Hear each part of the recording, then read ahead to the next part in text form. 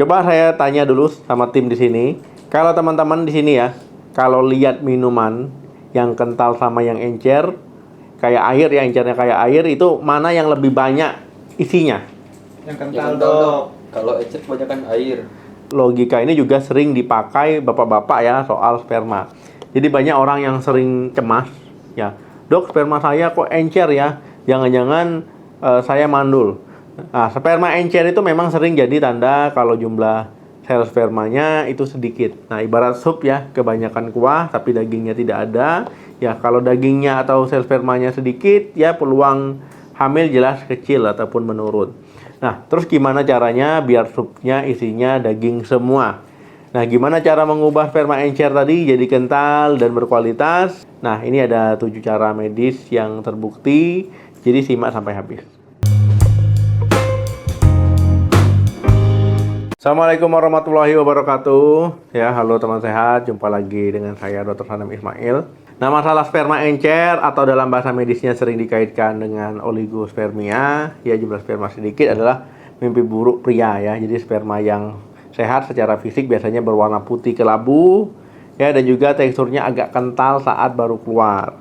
Nah, kalau punya kamu bening dan juga cair seperti air, ya itu sinyal lampu kuning ya.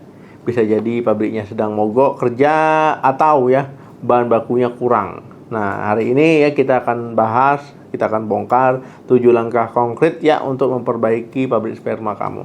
Nah, kita langsung masuk ke poin pertama, itu perbanyak asupan zinc dan juga selenium. Zinc ini berfungsi untuk memadatkan struktur sperma dan melindungi ekornya biar lincah. Nah, kalau tubuh kekurangan zinc ya, sperma jadi sedikit dan juga encer ya. Kalau bisa dapatkan superfood ya, ini tiram ya atau kerang-kerangan itu bagus ya. Kalau tidak suka kerang ya, teman-teman bisa dari daging ya, tapi tanpa lemak ya, kemudian telur atau biji-bijian. Nah, jadi penelitian ini membuktikan ya pria yang rutin konsumsi zinc, kadar testosteronnya dan juga jumlah spermanya naik signifikan. Yang kedua itu bom antioksidan atau vitamin C. Nah, cara kedua adalah melindungi sperma dari kerusakan. Nah, sperma itu sel yang sangat rapuh ya, dia gampang mati kalau kena radikal bebas ya. Radikal bebas itu bikin sel sperma pecah dan akhirnya air mani jadi encer. Nah, solusinya adalah makan buah yang kaya vitamin C, jeruk, jambu biji, kiwi atau stroberi. Nah, jadi vitamin C ini bertugas ya jadi tameng atau pelindung untuk mencegah sperma menggumpal ya, dan juga yang tidak sehat ya, dan juga meningkatkan konsentrasinya. Nah, kalau teman-teman mau suplemen ya bisa juga ya di tag produk untuk suplemen vitamin C.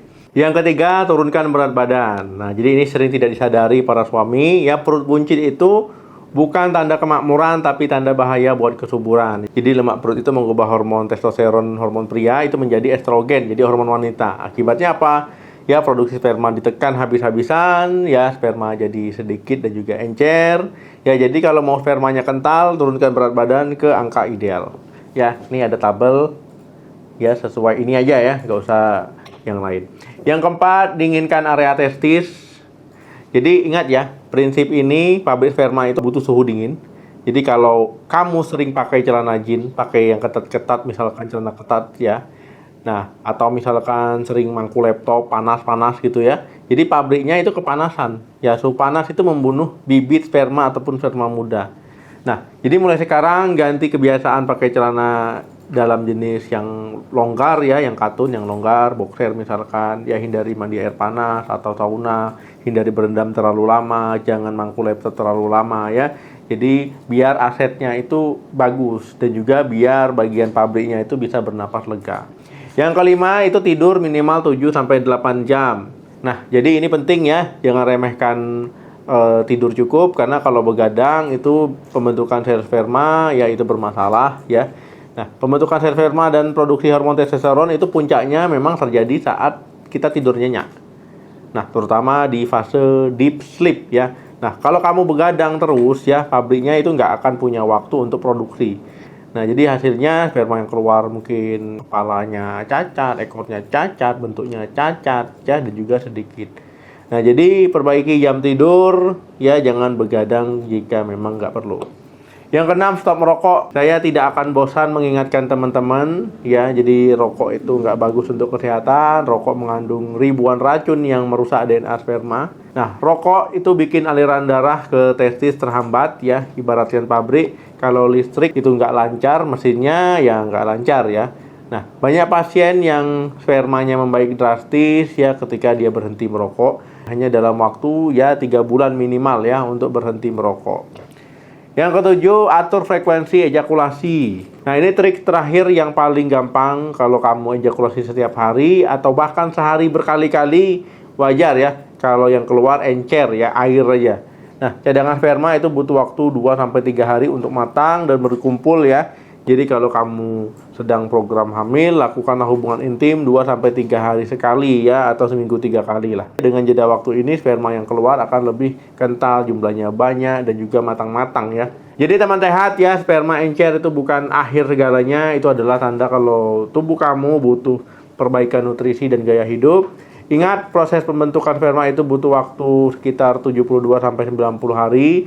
Jadi kalau kamu mulai 7 cara ini ya, nah, hasilnya baru akan terlihat 3 bulan ke depan. Jadi harus sabar, konsisten ya, jangan mengharapkan hasil instan dalam 1 malam.